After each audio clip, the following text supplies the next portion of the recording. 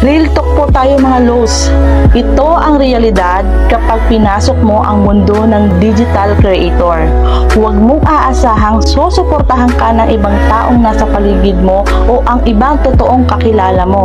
Hindi yan sila magre-react sa mga post mo at malalaman mo pa na pinagtatawanan ka pa sa mga pinagagawa mo at pagpapakapuyat mo, makuha mo lang ang criteria na kailangan dito.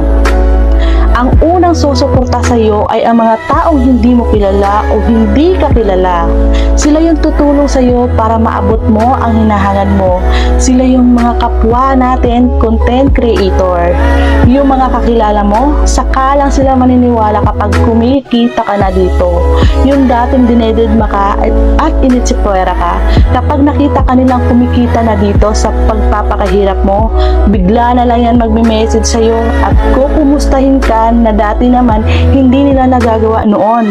At kapag bumitaw ka naman agad o sumuko sa ginagawa mo dito, sila yung unang tatawa o pagtatawanan ka sa pagpapakahirap mong ginagawa dito.